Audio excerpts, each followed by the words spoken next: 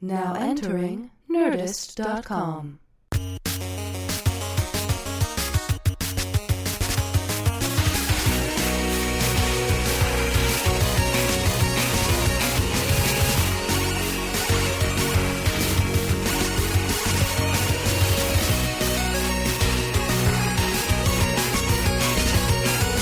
Tonight, my guest has been in not one but two of the most massive franchises in the history of entertainment. He's gotten to be a lovable hobbit. He's endured one of the most heartbreaking television deaths on one of my favorite TV shows, Lost. And if that weren't enough, he's an incredible adventurer. He's been all over the world. He has a show called Wild Things, and it's essentially a quest to showcase the most exotic insects and animals. I've been friends with this guy for a number of years. I'm inspired by the way that he pursues anything that he's passionate about. It's one of the main reasons why I want to have him on the show. He's in one of the most disturbing horror films that I've ever seen, called Pet, which you should watch. And he has a new film called Atomica that we're going to talk about tonight. Dominic Monaghan is talking with Chris Hardwick. All right.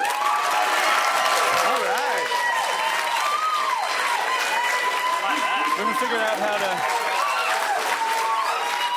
out how to... This is very great. By the way, you've sent in questions from every platform using @talking, which will be our handle across all the platforms. We're going to have video chats tonight. People right here in our studio audience are going to ask questions of their own. We're going to talk for a little bit. And then we're going to force Dominic to answer those questions in the nicest way. We're going to force you to answer questions. Just before we begin, can I get rid of this cushion? You can get rid of the cushion if you want. I want my guests to be comfortable. Issue with cushions. What do you not like about cushions? Right, so, here we go. But, Okay. so you have the back, you have the seat that you sit on, Yes, right? that's how that works. And then you've got the spinal thing that kind of makes things straight. And then the cushion... You don't like the cushion puts for a lumbar bend support? in your spine. Well, you don't have to sit like Gumby.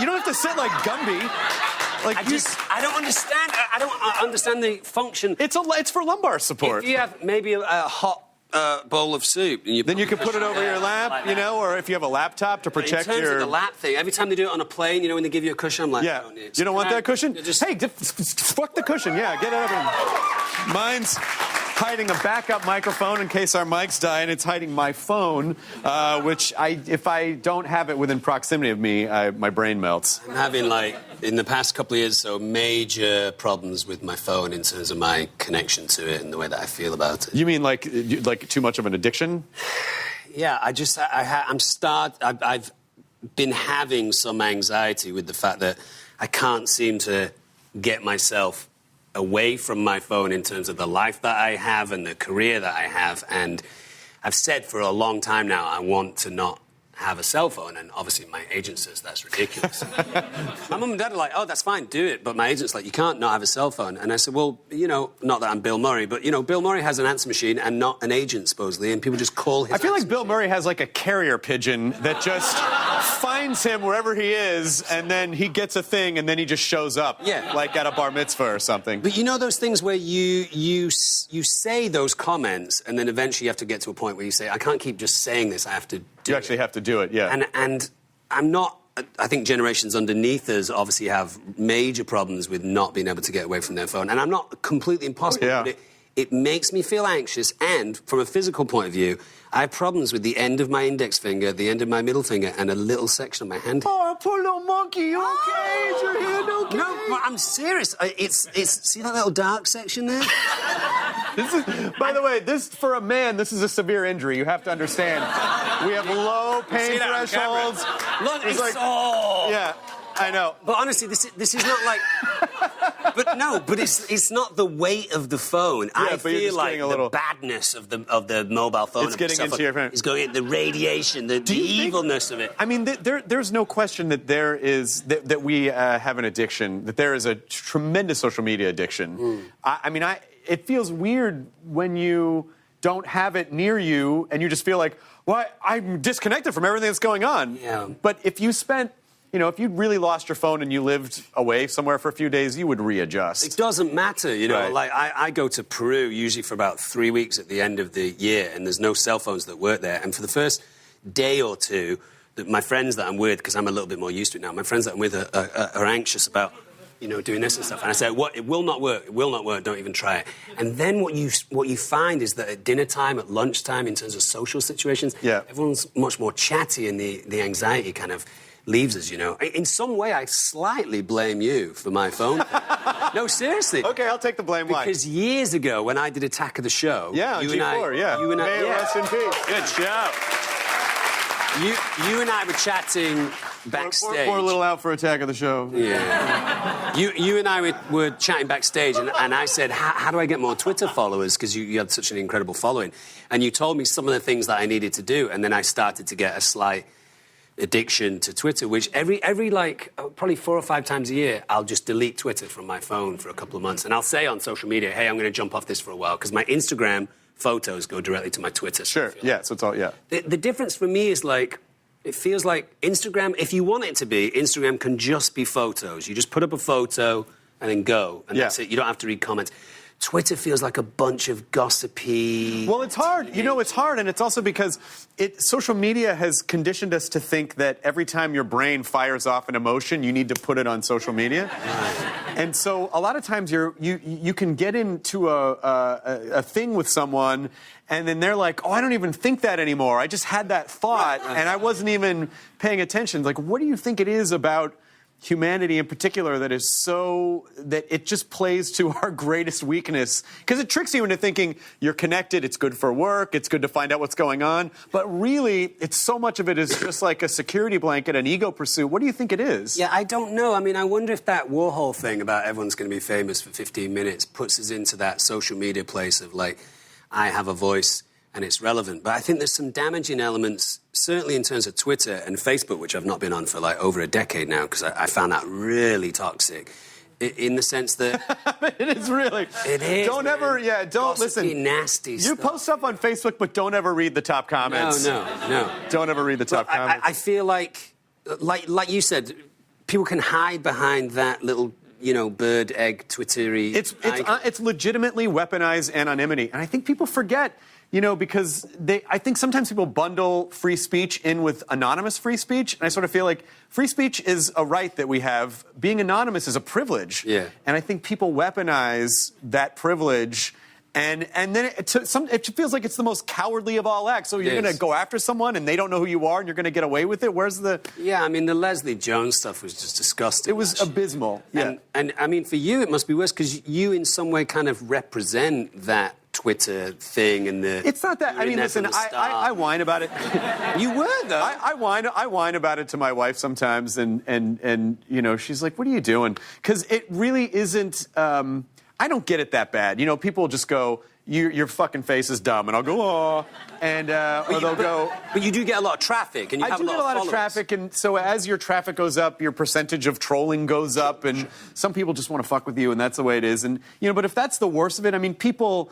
You know, I feel like in Leslie's case, for instance, I've never experienced that level of disrespect and vitriol. And so, you know, for me to say, like, you know, when on Walking Dead, when they didn't find out who Negan killed at the end of season 6, that was as much toxicity as I've ever felt from the internet before. Yeah. People were very upset. They thought that I had something to do with that in some way. I realized I was Walking Dead customer service at that point. But like... I mean, but it's exactly why, you know, people, it's like about fans having ownership, you know, and I struggle with this problem a lot, and I wonder, like, is fandom broken right now? Because when Lost was on the air, that's definitely a show that could have had an after show that I certainly would have hosted. Sure, for sure. Because every episode, you know, there were so many characters, there were so many storylines, so much drama, so many the overarching themes, philosophical themes, spiritual themes.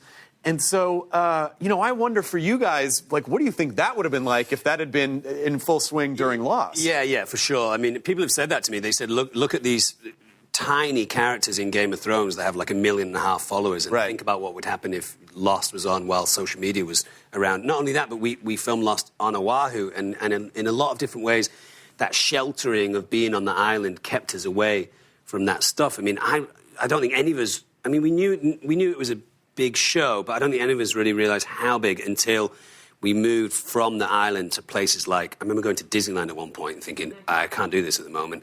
And then, I don't know why, but it was huge in Spain. My family live in Spain. My brother lives in Spain. My parents live in Spain. Oh, muy bien. Yeah, gracias. And And that's all my Spanish.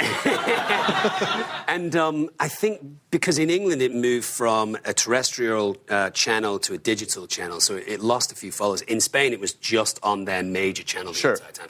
Massive deal. So even now, like walking around Barcelona or Madrid or Seville, it's much more of a big deal than it is, in Manchester or London and stuff. I don't know.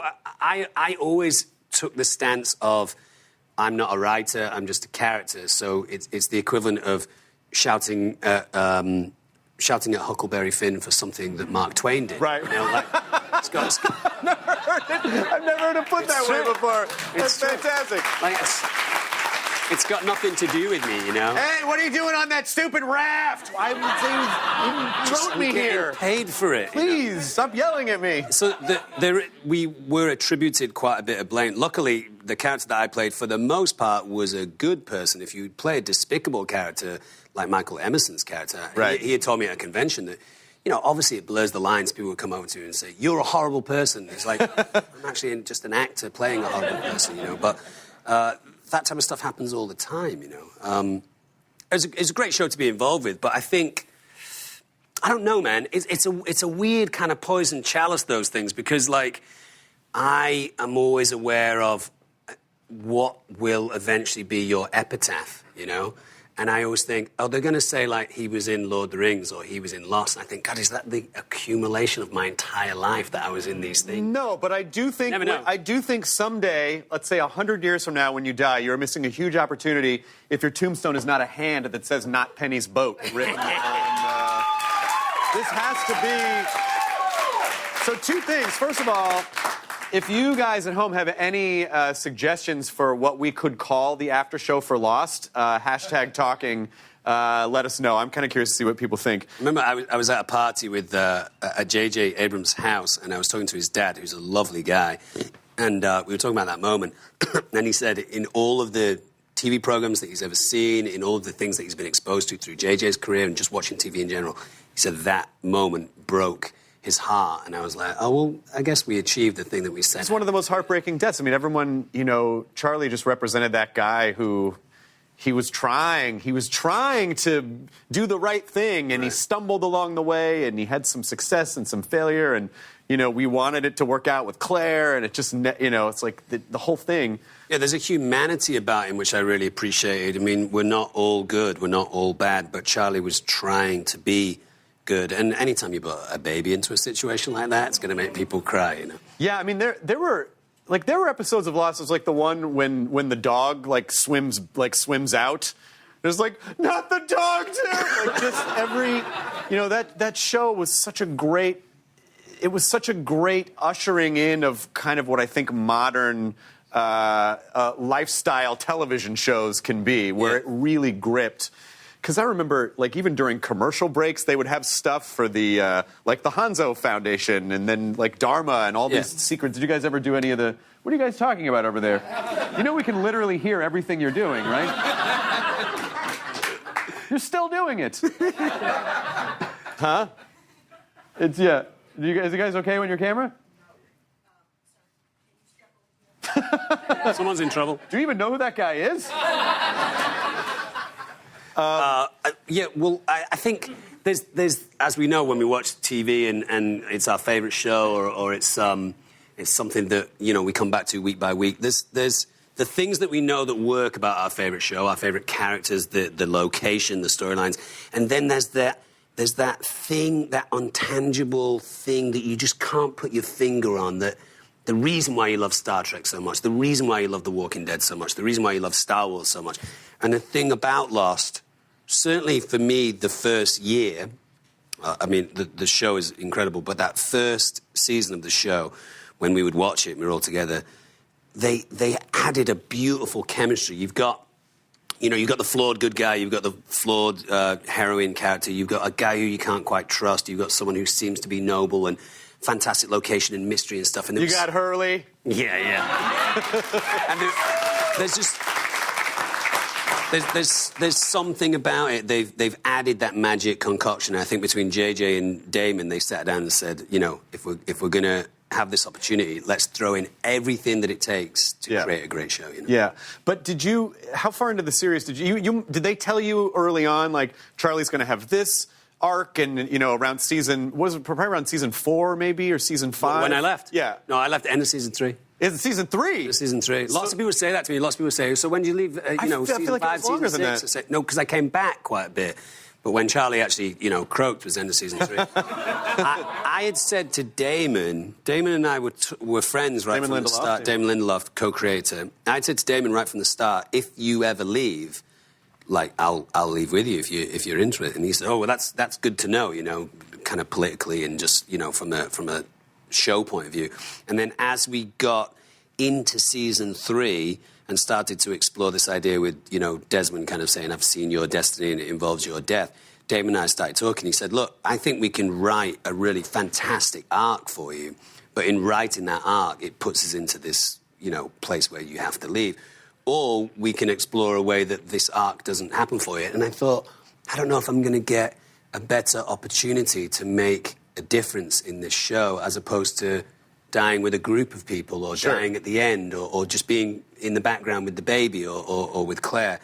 So that was kind of how it happened. That's not to say that there weren't elements of being disappointed when it happened or feeling like, have I done the right thing? But ultimately, from making an effect, I think I definitely did the right thing. Yeah, because you guys have to understand, it is very difficult not only to get on a show, but get on a show that stays on the air and then have that show be a hit show. Yeah. So to kind of help make the choice to leave is that's scary as fuck, to be honest. Yeah. Because you never know. This business is so mercurial and you don't know. So how do you as Dom go, this is right, this serves the story, but there are other things that I know I'm going to be able to go on to do, or I'm going to be okay. How do you know you're going to be okay? Yeah, I work on instinct a lot, and you know me by now, I like scary shit, I like things that force me to be in the moment, and being in the moment for me is either being around kids, because they always force you to be in the moment, or around animals, or putting yourself into a life situation where you're like, it could go one way or the other, and I'm not playing it safe. I'm not interested in playing things safe, In terms of like what you said, a show is, they always talk about this thing of like lightning in a bottle, capturing lightning in a bottle. My brother and my dad, who obviously I adore, are extremely snobby about TV and film, So I'll be like, what do you think of this? And they go, it was all right, but I didn't really like it. And I'm always saying to them, guys, just to write that thing and get it accepted, just to have that thing that's accepted, get the money to turn it into a film, just to cast it even slightly correctly, all of these working parts to get yourself on set. And in a heartbeat, you're like, I didn't like the ending. It's kind of funny. It's just going back to the social media thing. That is one thing that totally gets under my skin is when people are just dismissive of stuff. Like, what did you make for the last 3 months? Exactly. This shit's hard. Come on. They say it's rubbish or whatever. Or they do this. I'm obviously a big Manchester United fan, and lots of people. Yeah. Oh, nice. Yeah. That's cricket, soccer. Yeah. Lots of people who don't appreciate a certain player will say, he's rubbish or he's fat. This guy Wayne Rooney, who scored more goals for Manchester United than any other player in the history of football, 250 goals. I already forgot everything you just said. My brain does not absorb sports, but I understand he's good. So to put it into context, he scored more goals for England than any other player, scored more goals for Manchester United, the most successful English team of all time, than any other player. He's a record breaker ×2 in an elite fashion. And people say, he's rubbish, he's fat, he's crap. He's not fat. Do you know what I mean? He might look slightly bigger than other players, but if you put him with the man on the street running, he would slay you. He'd absolutely slay you. And his skill level, like, he might not be as good as the elite players he plays around now, but his skill level in terms of like you or I, he'd make us look like we're wearing shoes on the wrong foot. I tell you, I for one am shocked. I personally expected more from soccer fans. I had no idea that it was so toxic. Oh my God. When you want to talk about toxicity and fandom, like that's where listen, I might get shit online for nerd stuff, but I won't get fucking murdered if I wear a Star Wars thing in a Star Trek bar. Like, it's pretty hardcore. That is, you want to talk about lifestyle fandom, that is like really attaching your core beliefs and values to a thing. Yeah. It is pretty hardcore, and I did. I mean, I'm from Manchester. I did, jump on that ship a long time ago, and I'm not leaving. One of my uncles said to me a while ago when Manchester City, the rival team of Manchester United, were on the rise. He said, "I think you backed the wrong horse." And I said, well, what, am I going to jump off that horse and jump on another one now? What type of integrity would that show? I'm going to stick with the team that I supported all my life, And they bring me a lot of adventure and a lot of drama. But, we play on Saturday. I'm going to be up at 4:30 in the morning to watch the game. Oh, wow. And it completely changes my mood over the weekend and the coming week, But, if I'm in Liverpool, I'm always looking over my shoulder a little bit. Because that's our main rival, You're not a sports fan, period. I don't. My brain does not absorb it. Both my parents, my mom is a rabid sports fan. My dad was a rabid sports. My mom, legit calls into sports talk radio shows. And what's her sport and what's her team? She's football, college football, basketball, college basketball, baseball. Holy shit. Tennis, golf. She watches everything. I remember I called her. I came home from a trip and it was whatever. I can't remember any of the goddamn. You really are bad. Yes, I am. I'm so embarrassed. I'm going to ask this question. Please don't be mad at me. What team does Aaron Rodgers play for? Packers. The Packers. The only reason I know that is because I'm friends with his girlfriend, Olivia Munn. That's the only reason that I know that. He's a very nice guy. He's a very nice man. Very sweet. Obviously very talented. But it was when they were in the playoffs before the couple of weeks before the Super Bowl, and I called my mom. That guy got him from a trip. I always call my mom when I land to make her let her know I'm okay. Yeah, shut up about it. And so I go, hey, and she goes, oh, did you get in okay? Yeah. And she was like, well, it's raining. You want to be a little careful. What the fuck are you doing there? What are they doing? They did this to Aaron Rodgers last year. Well, if they're going to fuck him, they might as well take him to dinner first. So is your seatbelt on? Are you wearing your seatbelt? She's just that kind of a sports fan. But for you... At Nerdist Mom on Twitter, you should follow her. She's hilarious. Nice. When she's but for you growing up, it's like I can't retain numbers and math doesn't work in my head either. For you, is it that you can't remember scores, you can't remember players, you don't understand... You understand the sport, right? It just doesn't interest you. You know what sounds weird is that, it's that if I can picture myself doing something, then it is of interest to me, and maybe that's just a part of my inherent flawed narcissism. And then people are like, well, how come you like Harry Potter so much? And I'm like, because I can fucking picture being a wizard. That's why. So that's... But, I think there's some... I can't picture throwing a ball at someone and having him catch it and go, yeah, points. Yeah, you have to be an absolute tank to be an American football player, but I think you'd be a pretty good, pool player. I'm good at darts. Table tennis. Anything that's inside. I love shuffleboard. Shuffleboard's great. Yeah. Shuffleboard's great. I could picture myself being on... Oh, Doctor Who? Yeah, I can picture myself being a... You're a Doctor Who fan. Yeah, I'm a big Doctor Who fan. Capaldi's maybe going to leave? He's leaving? He is leaving, right? Is he leaving after... Said he was going to leave? What, are they doing another episode, another 2 episodes? I think maybe just the Christmas episode might be is it the Christmas episode maybe going to be the last one? But he's wrapping it up. Did you throw your name into the hat? An American cannot... I think one of the rules is an American cannot play...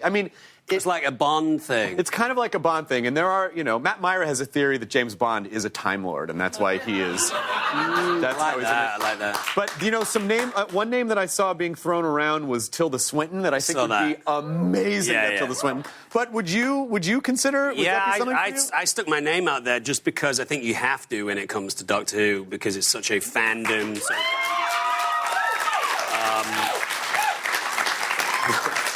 But again, you're haunting me on social media. When I saw you do that thing where you said, I'm reading that, Tilda Swinton might be a potential name for the Doctor, she'd be amazing. I read that and I went, oh, fuck, he's right. She is fantastic, Tilda Swinton. I loved her in Doctor Strange, that moment. Oh, yeah. The moment where she realises that she's struggling with her death, that beautiful moment where she says, I've been here so many times, and right at this moment... Can't see past it, I can't work out what to do. I just thought that was a beautiful... I feel like she's the ancient one. But then she's also great in Snowpiercer. Did you see Snowpiercer? Yeah, she's brilliant. Everything she's in, she's just so... She's brilliant in The Beach. She's so sexy in The Beach. Yeah.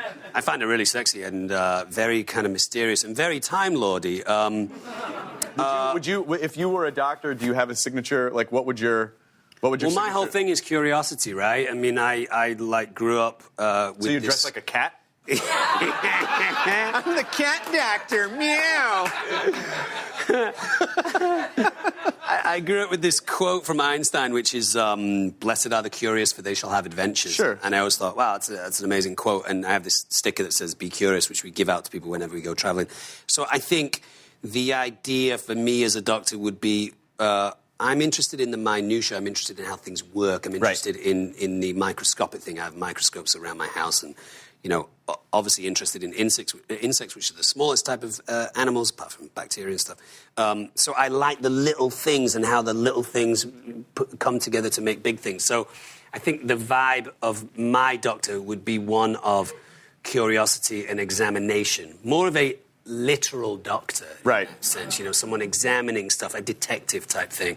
But I'm trying to work out what's missing from the doctor now, like what is needed, and I think maybe a woman doctor would be a great. I think it'd be great. Yeah, I think it'd be great because then it opens it all up. Yeah, because obviously a man can come back, but they're aliens. The Time Lords are aliens. They could like it's a concept of gender here. Right. Human gender and physiology doesn't have to. You know, I mean, I know they got two hearts, but, you know, it doesn't really beyond that. And Tilda Swinton, who's beautiful and statuesque, she does have an alien-like quality to her, you know. Very ethereal. An otherworldly type thing. So I think she'd be great. I heard Kate Blanchett was being talked about as well. But, really? Yeah. Holy shit. I mean, it's hardcore now. She'd be a great master. I think she'd be a great master. Yeah. Because you've never... You know, she's just so she just gets so absorbed in everything that she does. Yeah, I think she'd be a great master. I agree. There was two TV shows that terrified me when I was a kid. One was, I don't know if you guys remember Wurzel Gummidge. I don't even think it came out over here. Those aren't real words. No, well, it has a slight Doctor Who connection because John Pertwee played Wurzel Gummidge, and so it's the story of a scarecrow who's, based on his personality, able to take his head off and replace his head with, like, evil Wurzel or, like... It's a children's show? Yeah, it's a children's show. It's terrifying. So he'd, like, twist his head around and then put on, like, you know, athletic Wurzel or, like, smart Wurzel or evil Wurzel, which was terrifying. So my mum and dad said that I would be scared of that. And then in Doctor Who, when you have that explosion at the end of the closing... or was it the closing credits or the opening credits where you'd have the big explosion? Maybe the closing credits. For which... Doctor Who. It would go... Ping! Like, at the very end? At the beginning, there was the ping, and then it would go through, and then at the end. So at the end, I think when I was a kid, the very end credits, it would, you know, show the director, and then it'd go, and my mum and dad said I'd be, like, hiding behind the sofa. So it's been a big thing in my life, Doctor Who, and the fandom of it has changed over the years. I remember going to New Zealand and seeing Pete Jackson, and one of the first things he said to me within, like, 20 minutes, said, "Are you watching Doctor Who?" Whoa, hardcore, Pete. Like, not seen him for a couple of years, and that was his question. I do want to get to some Lord of the Rings stuff later in the show, but I want to talk about Atomica. First of all, I want to tell you that Pet is one of the most disturbing films I've ever seen. Oh yeah, you guys should watch it. I really like that film. It's great. You'll watch the trailer and you'll think it's one kind of movie, but it is not that kind of movie at all. It completely surprises you. But you play such a delightful fucking creep in that movie. Thank you. Thanks for watching it. I appreciate that. Yeah, I was talking with a friend of mine last week, and they said, you know, is there a movie that you've done that there's a chance that I might have seen? I said, there's quite a lot of movies there. But he said, well, what's something that I should hunt out and find? And I said, you should watch Pet, because Pet came about in between seasons 1 and 2 of Lost. Jeremy Slater, who wrote Fantastic Four and the recent Exorcist TV show, they sent this script and they said, oh, he wrote it for you. And I didn't really believe that he wrote it for me at the time. And then I met him in LA and he said, no, I did write it for you based on watching you go in and out of these darker moments with Charlie in season 1 of Lost. And we were going to do it in between seasons 1 and 2, but there was a writer's strike. Remember that? Right, I remember that, yeah. And at the time, I think Melissa George was supposed to play Holly. And then when we came back around after the writer's strike, Melissa George couldn't do it because I think she was going to have a baby. And then we were looking for Holly, and it got put on the shelf. And, like, 10 years went by. Oh, my God. Yeah, yeah. And I was doing this video game last year, which I can't remember the name of. And remember the name of that video? Super Mario Pac-Man. Some Xbox game. I think that's embarrassing. I can't remember the name of it. Xbox Pac-Man. Probably. I'm not going to remember it. And they called me and said, oh, Pet's up and running again. And I said, well, I'm 10 years older. So I met the director and said, wouldn't it be... It's almost like the same story that I had with JJ about Charlie. I said, wouldn't it be even more tragic if this guy who's supposed to be in his mid-20s and is sad and has no friends and has a bad relationship with his family, never had a girlfriend, what if he was in his mid-30s and all those things are true? And the director said, yeah, let's do it. So then we filmed it in... I'm glad it was now, because I think it just made... When you see the movie, it'll all make sense to you. And again, stick with it, because you'll think it's one kind of movie, and you really need to see how it plays out. Because it's real uncomfortable in the beginning. Yeah. Where you're like, this is supposed to be the protagonist? Yeah. You know? Well, it says underneath a love story, and you just think, okay, this is going to be a creepy guy meets girl, and he's going to be like treating her poorly, and that's kind of the movie. But like Chris said, it's not. We would watch it at these screenings, and I'd seen it so many times that I would jump out and get food or go get a cup of tea or something, and I'd come in for that moment where they go, oh, shit, and I'd leave. There's a few of those moments the audience in there. They're like, oh, my God. Yeah, it's fun. And Ksenia Solo, who plays the girl, she was great. Absolutely fantastic. So what is Atomica? Do you want to tell me about Atomica? Yeah, Atomica, man. Atomica is this film that I did before Pet. It was originally called Deep Burial. It's a story of a lady who gets a call that a underground nuclear center base has stopped communicating with the outside world. So she goes to check out why they've lost communication. When she gets there, she finds me. I play a character called Robinson, who seems to be a little crazy, but he has spent 2 years underground in this bunker on his own. And he tells her that the other gentleman that's in the bunker with him went crazy and tried to kill him. And he doesn't know where he is in this bunker. It's like 2 miles long, this bunker. So she tries to find him. When she eventually does find that guy, played by Tom Sizemore, great casting. Great. Tom Sizemore says, my character went crazy and tried to kill him. So it's a whodunit, who do you trust whilst the world is about to explode. It's fun. It's myself, Sarah Habel, Tom Sizemore. We filmed in Washington State in a actual... non-working anymore, underground bunker. Oh, wow. Yeah, full of bats and owls and centipedes. Oh, I absolutely loved it. Oh, my God, that must have been like, I loved Dom, it. stop playing with the bugs. We need to come to do this, please. We need to shoot now. I loved it. I love caves, and I love creatures that live in caves because they have all these adaptations that we don't have because we don't live in caves. And there'd be all these bizarre creatures, and, yeah, most people would get scared, and I'd be like, give me a minute, there's a bat over here. Let's dig through the poop and find some smaller insects. No, we can't do that, Dominic. We're going to keep talking to Dominic some more. We're going to turn to the... Wait, where's the... You said turn to the steady camera. Where's the steady cam? Steady cam's way back there. So I can't actually turn to it. There he comes. Just so I can see the light coming through the rig. Okay. So we're going to keep talking to Dominic when we come back. We're going to take a short break. We're going to have fan questions. We're going to talk about Lord of the Rings. We're going to talk about wild things and insects. More with Dominic Monaghan on Talking with Chris Hardwick. Welcome back. Welcome back to Talking with Chris Hardwick. I'm Chris Hardwick of Talking with Chris Hardwick. What a lucky coincidence. So we asked the internet some lost after-show names. Here's a handful. Dresser Look on Twitter says, Talking all everybody. I guess I was supposed to sing that. Alaska Joko says Lost for words. That's pretty good. Jarrett GC says Spoke Monster. S. Lizerick says The Dharma Inquisitive. Jammer 1508 says Not Penny's After Show. That's a pretty good one. But then this one I think might have actually been it. Brian J. 1987. Lost in Conversation. There it is. Perfect. Hit the table there. That actually worked out pretty well. I think this is from your Instagram. This is you and this is... That's me and Foxy. Yeah, that's you and Matthew Fox. What was this about J.J. Abrams? Yeah, so when we were shooting the pilot, we talked about this idea. I explain it here in this thing. It's in Empire magazine. We talked about the idea that Charlie always wore this black hood. And I said when he puts his hood up, he should adopt this slightly more dark Jedi, Sith Lord type thing so that the audience get to know. So if the audience watch Charlie walk away and in the very last moments of that shot he puts his hood up, the audience go, oh my God, something's going to happen. Charlie's shifting. So we played on that idea, and if you watch Lost, whenever Charlie's got his hood up, something's going on. Something's going on. Yeah, either psychologically with him or something in the future is coming. It's like oranges in The Godfather, right? Yes. Every time you see oranges in The Godfather, someone's going to die. Now, did you call JJ and go, remember the hood thing? Right before Force Awakens? Remember when I did the hood thing? Should I be in this movie too? Man,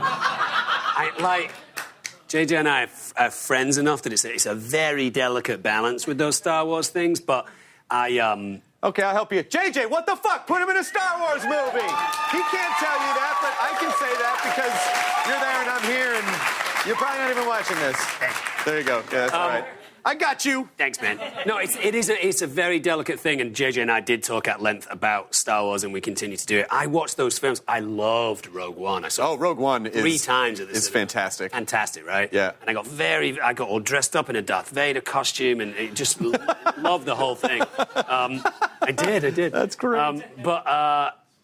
You have to be careful because obviously it's work. So what you want to do in those situations is say, JJ, I love you. I know you're getting pressure from every single person on the planet to be in Star Wars, but I love Star Wars too. And then you just have to leave it like that. It's weird, right? I mean, you want to do it, but you don't want it too much. We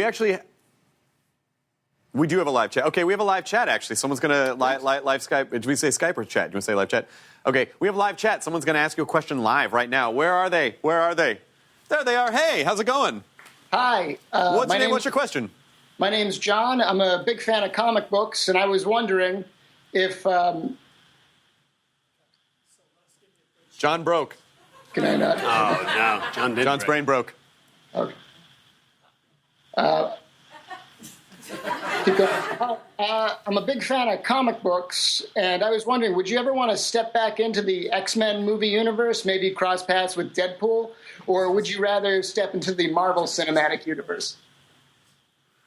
Now, should I speak to John that way? You can speak out to the camera. Hi, John. First of all, John, we need to get you a painting or something else to put on your wall to balance out that one solitary bookcase. We're going to send you something courtesy of Talking with Chris Hardwick, and you have to put it up on your wall and then send us a picture when you do. So I don't know. I mean, obviously they're both Marvel properties, but he means like the Marvel Cinematic Universes versus like what X-Men did with like Fox. I'm pretty sure that my character died in the film that I was in, which means that I probably wouldn't be able to come back as that. But I did have a blast doing those movies. Spent most of my time with Ryan Reynolds. Actually, we would drive out. Or get driven out, I should say, to set. And he's a very cool, funny guy. And you could tell at the time that his wheels were whirring a little bit with Deadpool. Yeah. That he was like, because he's such a Deadpool fan, he's like, it's not really the Deadpool that I wanted to do, but I'm glad that I'm doing a Deadpool. Right. But I saw Lauren Shuler-Donner, who's one of the producers of X-Men, a few months ago, and she said at the time when she was on set, her and Ryan would be sat around saying, if we were to do another version of Deadpool, we should do it like this, and then years later it became... This is just like guys looking at us through a window right there, just like... Stop looking at us! I'm John. Yeah, by the way, Deadpool in the Wolverine origin story, it's like, the katanas come out of his arms. How the fuck did he bend his elbows? Those are long blades. Yeah. Every time they're going to go, where is that? How's he supposed to bend his... Yeah, it's true, man. By the way, Logan, spectacular. Oh, you saw it? You saw it? My God. It is... I want to go see it. It's so good. Now we have time for a fan from the audience that's going to come up and ask a question. So come on up, ask your question. Hello. What's your name? Hi, guys. I'm Katie. I'm from Long Beach, California. Nice to see you. Great. Hi, guys. Yeah, Katie. It's like candy floss or cotton candy. Oh, thank So you. nice. Wow.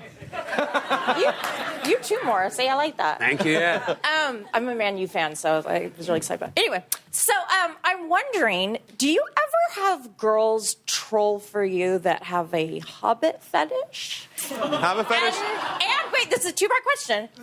And if so, have you ever indulged that? That's a good question. That is a really good question. Is anybody, is any girls that are like, show me your weird hairy feet, Hobbit? It's been a little ruder than that.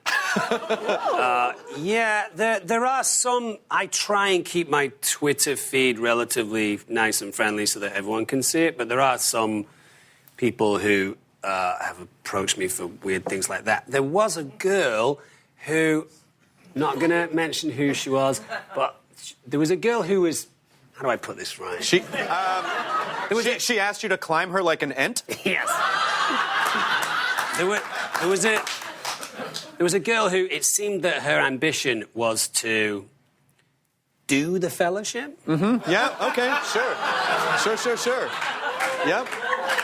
Yep. Not gonna tell you how successful she was. So you're saying she was kind of making her way around the She was Shire? doing the rounds. She was doing the rounds. Making her way around the Shire. Spent some time in Wellington, and she did the rounds. And you were the one who said, "You shall not pass." Good question. I actually think, in the grand scheme of things, I think Billy Boyd kissed more members of the Fellowship than she did. It's a completely different story. Yeah, I have a special thing for you, though. Where is it? Oh, here it is. This is very special. Oh, Elvin Cloak, you're going to disappear. Yes. This is for you. There you go. You disappeared. Remember, you guys can always be a part of this program here on this show. Just reach out to us on all platforms. @Talking is the handle. We're going to let you know who our guests are. You can ask them anything. We'll try to incorporate it in the show as best we can. We'll be right back with more Dominic Monaghan on Talking.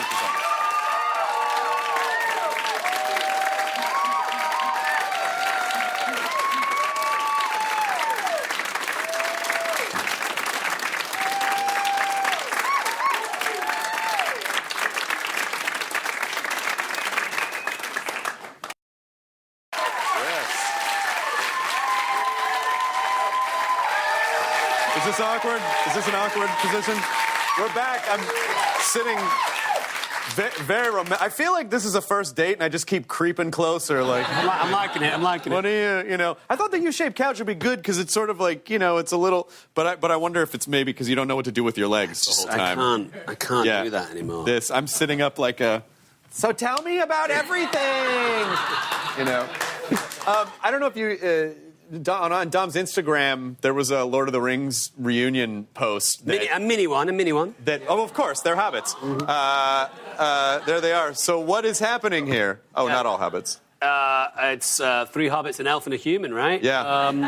What are you guys doing in that hunting lodge? We went to a place called, is it called Ed Bergen's on Fairfax? Bob Bergen's? Bob Bergen's? Maybe? Tom Bergen's, yeah. We went there because obviously Viggo was nominated for a bunch of movies this year, for a bunch of awards, for Captain Fantastic. And we had said, we'd like to be around and celebrate that with you if you're into it. So for the Oscars, he was in town, and he said to us, all the kids from Captain Fantastic were so excited that they were working with Aragorn, and they talked a lot about Lord of the Rings. And he said, as a surprise, if you show up at this place, you're going to, freak them out. So we all showed up. And then alongside Elijah, I'm probably one of the more active on social media. And I had said, look, we need to document this because even though we're having fun, we need to show the people who are on social media that we have as much fun being together as those guys want us to be together. Yeah. So we did it like that. Oh, that's sweet. Yeah, and then I think that was on the Saturday, and then on the Sunday, Billy and I went over to Vigo's to watch the most extraordinary Super Bowl of all time. I mean, I'm not that crazy about the Super Bowl, but that was an insane Super Bowl. So. That I heard all about it. Yeah, from all. Good old mom swears. I heard all about it. We have a lot more stuff that we want to give away from people in the audience. So let's have someone come out and ask a question. Get up here and ask your question. Hey, what is your name? I'm Victoria. I'm a huge fan of Lost. Victoria. Oh, Victoria. Hey, Yes. What is your? This is Dom. I'm a huge fan of Lost. Hello. What Hi, is Victoria. your question? My question is actually about the venomous animals that you collect. Yes. Have any ever escaped on you? Yeah, a few have escaped. I think there might be one in my house right now that is unaccounted for. What are you talking about? Yeah, I have a large venomous tropical centipede called Scolopendra gigantea, which I put into a jar, a vase, you would call it. Why the fuck would you do that? They're usually not able to climb as high as that, but it was quite a big one. And when I went down a couple of days later, I was fishing around and I was like, it's clearly not in there. But so that, I think, is still probably loose in my house, or hopefully will have escaped and gone outside, which is beautiful. It's all part of nature. And then... Is that a particularly dangerous... It's venomous. So, I mean, a bite from it it won't kill you, but it is extremely painful. It causes necrosis in the area that it bites. So that part of your body's going to Necrosis is a bad, necro, like that means death. Yeah, that's dead tissue. It will cause pretty bad scarring in that area. And then a friend of mine and his wife, people that come over to my house kind of know this is, there's the potential of this happening. A friend of mine and his wife were staying at my house, and I said to him, look, there's like a 6-foot jet black snake in my house, which I'm pretty sure at this point has left my house, but if you see it, let me know. So...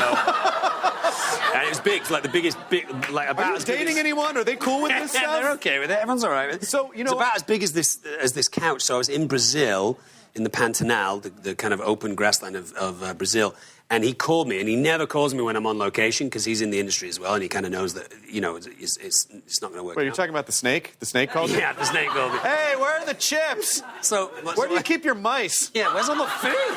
I'm starving. So my friend Nigel calls me and says, hey, we just opened up the trash can to put some trash away, and there's a big black snake in the trash can. What do we do about it? And I said, go upstairs and grab one of I have a whole bunch of terrariums upstairs in my house just in case these things happen. So I was like, go upstairs, grab this terrarium, put it inside. He's like, is it dangerous? Is it venomous? I was like, no, it's fine. So he puts it in. I said, did you close the roof? He said, yeah. And I said, okay, it is venomous.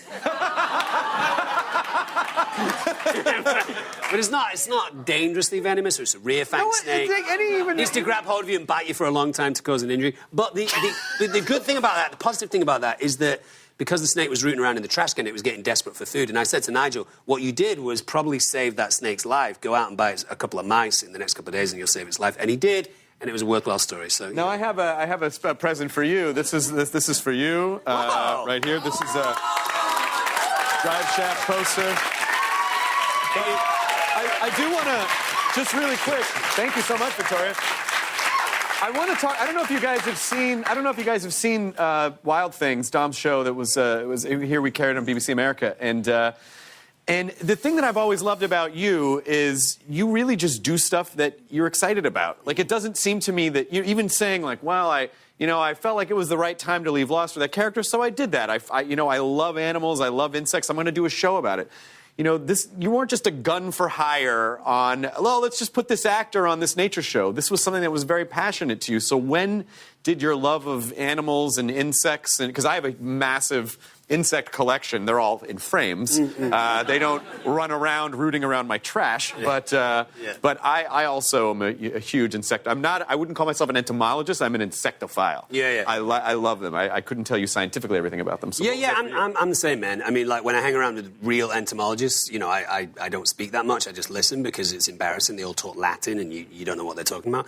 But I'm a huge fan of insects too. I think the reason why insects became a big deal for me is because the natural world, animals in general, plants, trees, anything that lives, I'm fascinated by. But with insects, you can access them easily in your house, in your bathroom, in your kitchen, in your garden, certainly, in your eyelashes. There's a certain type of mite that lives in everyone's eyelashes. Son of a bitch, why would you tell me that? It's true. There's actually more of them living in female eyelashes because from an evolutionary point of view, they've learned to eat mascara and eyeliner and stuff like that. But they live in our eyelashes. It's very important. Ruined everyone's day. No, it's an important way to keep the bacteria in check, and it stops you from getting conjunctivitis and any kind of bacteria, pink eye and all that kind of stuff. So it's an important animal. So for me, that what we've lost over I don't know how many generations, but what we've lost is this idea that we are not part of nature, that we're separate from nature. Right. There's nature and there's humans. We are nature. Humans are part of the natural. Well, not only just that we're separate, but there's this sort of idea that we're not just separate from nature, we're on top of nature. Like, we feel like we're so top of everything all the time that we're these apex creatures. Yeah, it's sickening, man. And we're not apex creatures just because we invented a computer and went to the moon. That is impressive in a lot of ways. And we can put money in our pocket, and that, gets us away from having to go and hunt for food and need shelter and stuff like that. But there are creatures in the jungle that can hunt silently, without opening their eyes, just by using their sense of smell. If you put us in the jungle naked, we're dead in 72 hours. Right. These creatures can do profound things, superpowers that they have. And we need to be a little bit more respectful of those animals because not only are they impressive, but they're keeping us alive. How many times have you almost died running around the planet? I'm not sure you ever really know how close you get to death unless you have those moments. I mean, we were chased by an elephant, which was certainly a kind of near-death experience. Maybe it was just a fan of Lord of the Rings, wanted an autograph. Dom, come back! Sign my trunk. Well, what was great about that was my herpetologist, Donald Schultz, who travels with us because when we work with venomous creatures, he and I get together and talk about how we're going to work with this particular... That's a snake scientist. Animal. Yes. Well done. Thank you. He was the person, you see in the footage, he's the person that actually turns round and runs towards the elephant to stop it killing my cameraman. And we were all very, very appreciative of what he did. And when we were talking about it later, he said, "Oh, man, I missed a trick." I said, "What?" He said, "I should have said, 'You shall not.'" That's what he should have said that. That's what he should have said that. That's the moment. Yeah, that would have broken the elephant's brain. Right. We have time for a couple more questions. We have someone else from the audience who's going to come up and ask a question. Yes, you, sir. Hello. Hey, Chris. What is hey, your name? Dominic. My name is Dante. Welcome, Dante. What's your question? Cool name, cool name. Oh, thank you. Yeah, man. My question is, if you could make a spin-off Lord of the Rings movie about Mary, what would your Mary's solo movie be about? Oh, this is a good one. You know, one of the things that we talked about when we were making the film, and one of the things that we kept asking Pete about, and unfortunately we didn't have the time or the money or, it just wasn't part of the script, was there's a chapter in the books called The Scouring of the Shire. And what happens is, after the ring is... Sorry to ruin it. After the ring has been destroyed... You've had a lot of time. No spoiler. You can't complain. Someone on Twitter is going to start screaming at me tonight. Come on! What the fuck? Jesus. So after that happens, the hobbits head back to the Shire as slight warrior-type characters. They're certainly the toughest guys in the Shire. And Saruman, Christopher Lee's character, is now in the Shire, and he's taken over, and it's completely degraded, and all the creatures and all the animals and the plant life is all gone. So we run him out of the Shire in a very military operation. And we had said to Pete, we've earned this right now. We're in armor and we have swords to do this. And, Pete just said, look, there's certain things that we can and can't do. And there's so many endings in that trilogy, and we just couldn't do another one. So I would want to see Mary as a warrior, Awesome. Thank you, Dante. Cool question. Yeah, just some other Lord of the Rings questions. American Node on Twitter says, Dominic, have you gone back to New Zealand since the end of Lord of the Rings? Oh, man, I've been back to New Zealand a bunch. I've probably, since Lord of the Rings, been back 5 or 6 times. I did an episode of Wild Things there looking for the largest cricket in the world, this thing called a weta, massive grasshopper-type looking creature. Been back to, glowworms in the caves. Been back to see Pete. We did, I was there when they were... shooting The Hobbit. I see those guys quite a lot. I'm still trying to buy property there, so I have people, looking for a place for me in Wellington. I feel like there's one place you could probably just move into. It's a tiny little house. You have... is it hard to buy property there in New Zealand, or you just haven't found the right place yet? Haven't found the right place. Gotcha. It's not hard to find a place there. When Billy and I went back to the place that, looks like the Shire and has the prancing pony and has all these, tourists walking through and stuff, we served a bunch of Korean tourists behind the bar, and they were utterly dumbfounded. It's amazing there. They actually serve you. Yeah. We're like, what are you doing here? We're like, we have a place up above. Just hang out. This is where we live. And they couldn't work it out. Let's see. Let's get a good one here. Okay. Luke Witt, 91, says, best Lord of the Rings moment behind the scenes. Oh, man. It's like almost 2 years of our lives. Best moment...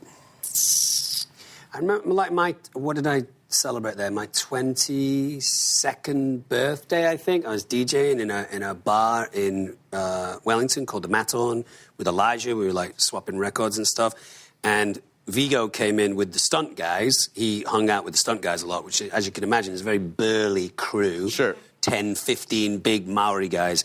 And they said, oh, Vigo's coming in with a bunch of people. Can you, usher him in and show him where the party is? And I said, yeah.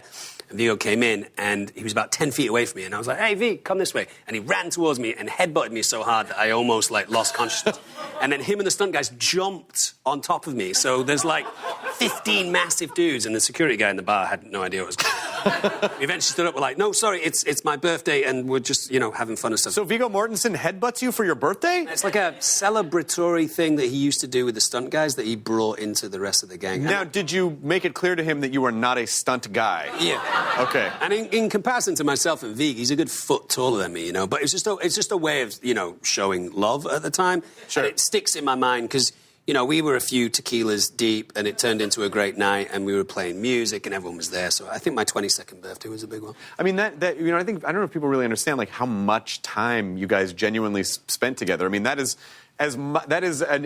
like, you know, someone might have a job for a couple of years and feel like that was a significant part of your life. Yeah, it was principal photography was almost 2 years. I think it was, you know, a couple of months shy of 2 years. And then when I said bye to Pete at the end of principal photography, he just laughed and said, "Don't worry, we'll see you next year." And I said, "You'll see you next year." And he said, "We're going to bring you back, I'm sure, for reshoots." And we would come back for between 6 to 8 to 10 weeks of reshoots each year for 3 years. Oh, my God. And that's like making, as you know, that's like making 2 or 3 movies in those 10 weeks, you know. So we came back, and then we did this insane press run in the Christmas period when the films came out. So it was funny because Pete could see the long game. So when we were all crying at the wrap party, he said, "Oh, we had so much fun, we'll never see you again." He's like, "We're going to hang out for the next decade. Don't worry about it. You will not be able to wait to get this all over with." Yeah. That was great. I went to Japan with Pete to promote, I think it was Two Towers, myself, Elijah, Pete, Liv Tyler. And Pete's a huge Beatles fan, and the only way that you can get Pete to do anything is to kind of get him, you know, interested in the Beatles. And I'm a massive Beatles fan too. And there was a Beatles bar where Japanese people would sing Beatles songs, and it's the only time we've managed to get Peter Jackson out. He came out, we had a few drinks, we took photos together, and again, it's one of those moments that sticks in your head because he's quite shy and he doesn't really do a huge amount. Pete, he's got a family and a wife, obviously. But I remember we were at dinner and I just said, "We're going to go to this Japanese bar where they play Beatles songs." And he was like, "I'm in. Let's do it. Let's do it." Oh, that's great. That's great. So if you want to trap Peter Jackson, that's the way to do it. Sure. Pete, it's Paul McCartney. Do you want to come out and play? I got right there.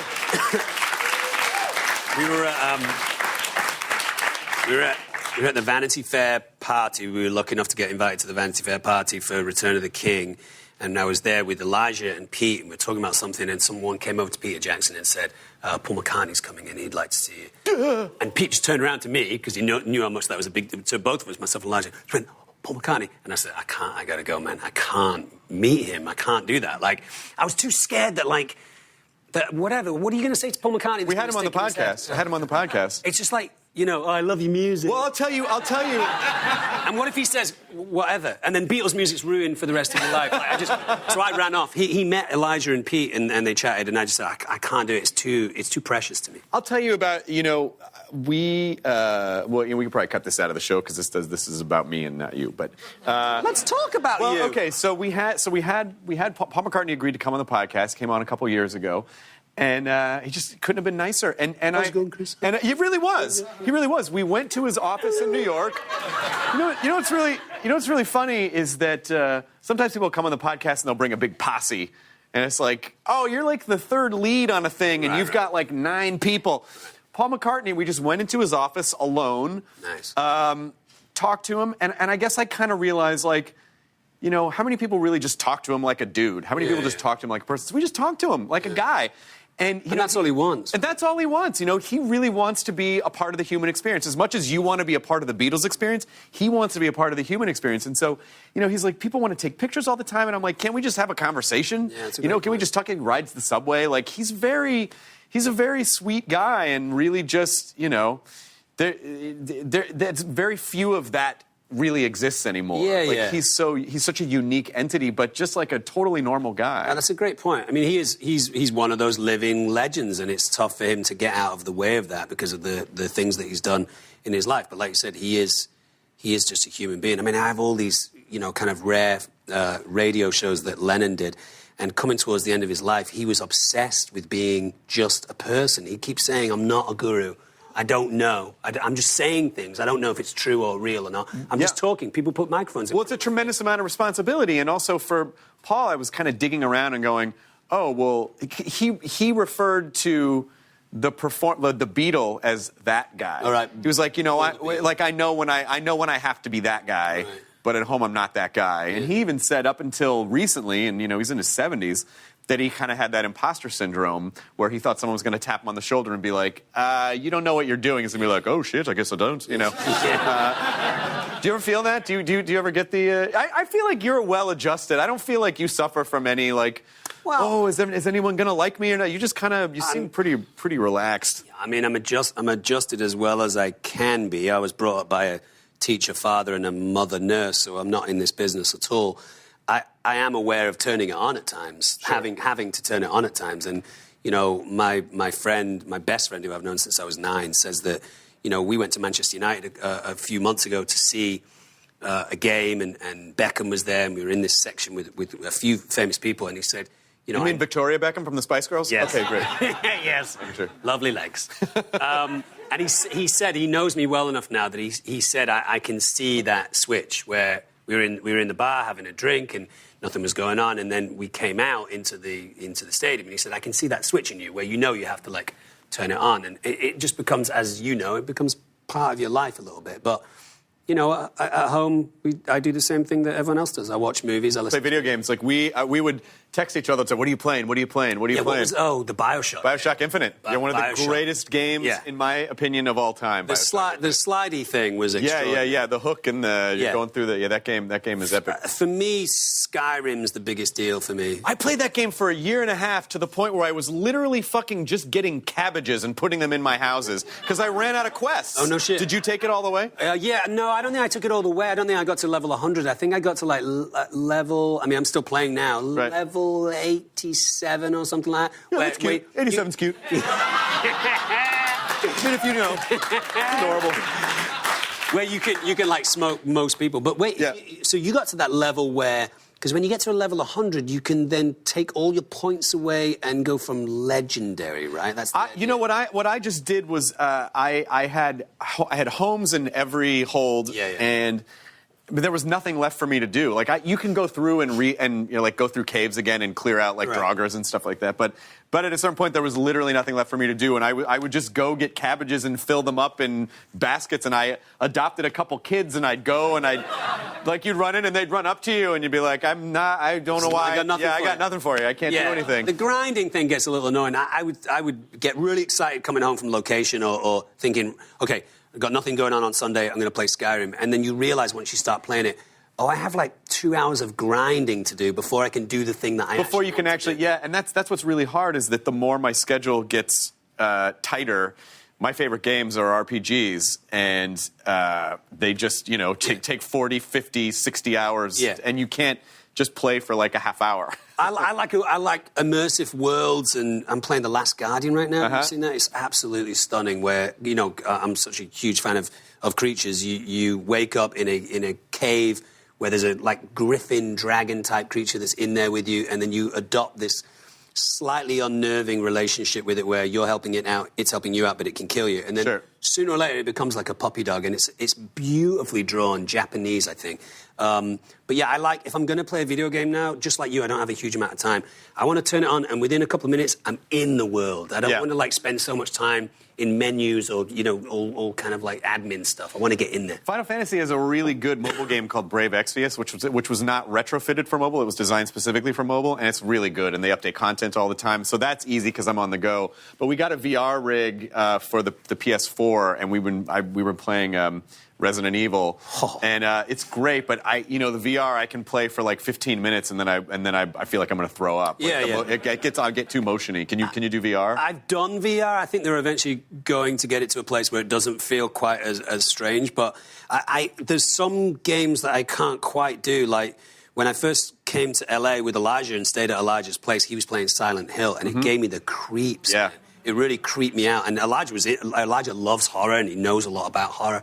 And he was really into it, but the filthiness of Silent Hill and the fact that there'll be a good 5 or 10 minutes where nothing happens, and then you'll turn a corner and there's this dead thing just running at you. I couldn't. Well, imagine that, but in VR, where your senses tell you, like, you are being chased by a thing that is behind you. I mean, it's horrifying. For me, I think at least for me, I'm a huge sports fan. The future of VR for me is going to be sports where I can't play with Lionel Messi, I can't play with Cristiano Ronaldo, but in the future in FIFA, hopefully I can jump in there and ask for the ball from a football player. That's something that I'm really excited about. You never know. Get an alley-oop from LeBron. Yeah, no, that'd be great.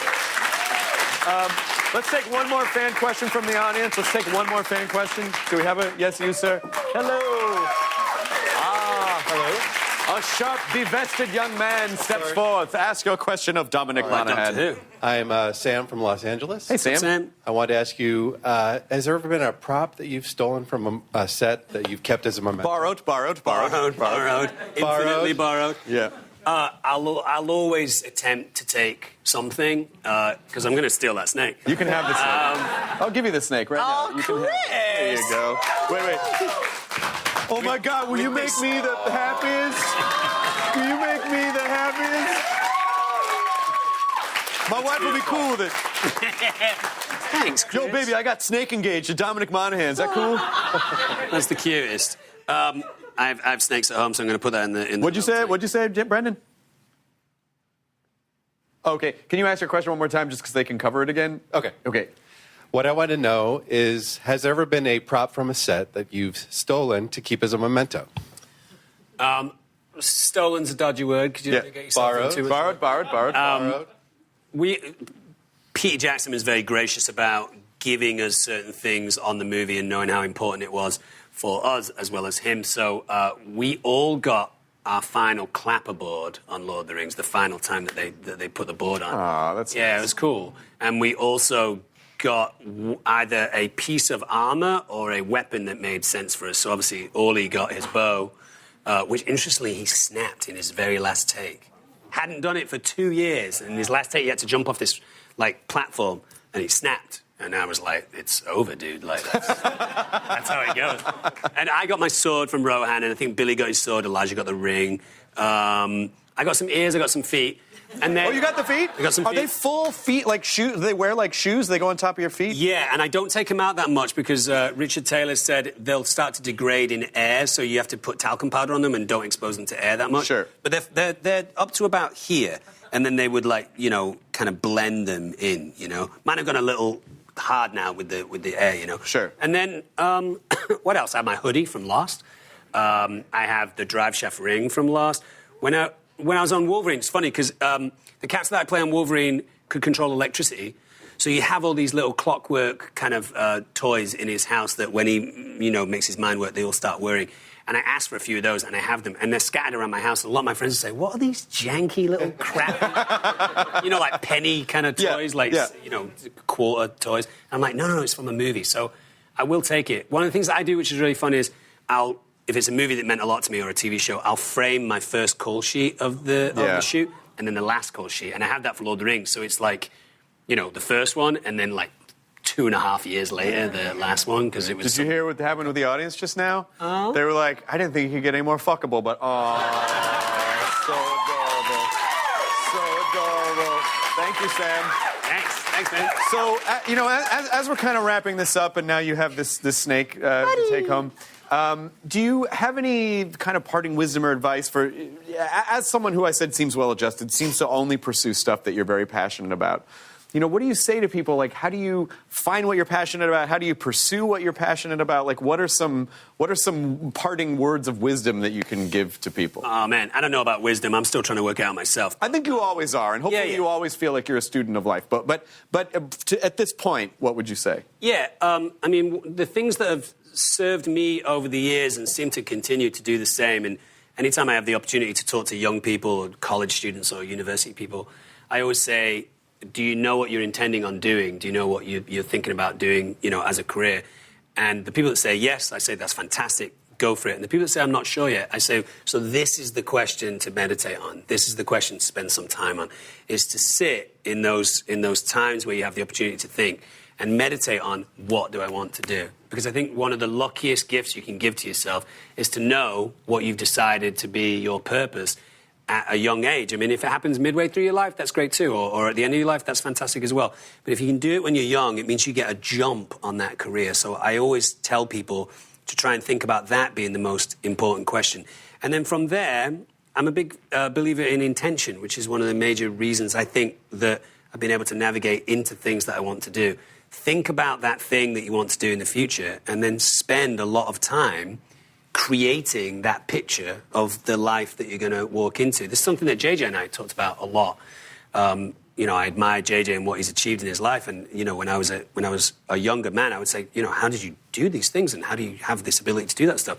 And JJ would say to me, look, I project into my future the things that I want to happen, and I imagine myself walking into that life, and that's kind of served me well. And the greater detail you can picture it, the better it serves you. Yes. From what I understand. And there's a lot of tricks, if you will, that you can do that kind of appear to be a little pretentious or a little over the top, where you can write down your goals and, laminate them and put them in your shower or put them on your front door. Or I put Post-it notes sometimes on my little, not the rear view mirror, but the little, vanity mirror? Is that what you call that? And the little flip down. Yeah. I'll put things on that sometimes. And I also, look, I'm doing it right now. Hang on. I'm wearing, where is it? Find escaped centipede. See this thing here? I'm wearing an elastic band. Now, this band that I wear allows me to get out of any headspace that I don't think is worthwhile. So if I'm thinking about something that I think is not valuable in my life, I'll snap this, and it'll send a message to my brain, don't do that. That is fucking genius. I've never thought to do that before. Yeah, because it's a trick, if you will, because if your brain starts to associate things with even an annoyance, which it doesn't hurt, it's an annoyance. If your brain starts to associate with that, it will try and veer away from that eventually. And also, it's just that thing of when you lose your train of thought. You can be so focused on something and someone goes, hey, Dom, what? Oh, shit, I forgot what I was... Yeah. And if that's a negative thing, then that's a great way to get out of it. That is one of the best pieces of advice I've ever heard. Sweet, dude. So I want to thank you for being here. I want to thank you all for being here and enjoying this fan journey down the pathway we call Dominic Monaghan. Check out Dominic's new show. Check out Dom's new movie, Atomica, and let us know what you think of the show. We're at Talking on Twitter, Facebook, Instagram, probably even Friendster and MySpace, you guys. We'll put you in our top 8. You guys are also a big part of the show. Always check with us because no matter who we're talking to or what we're talking about, we always want to hear from you. So thank you so much. Huge hand for Dom. At Dom's Wild Things on Twitter. Follow him, learn from him, enjoy his work. Thank you so much again. I'm Chris Hardwick. Thank you so much. We'll see you soon. See you next time on Talking with Chris Hardwick.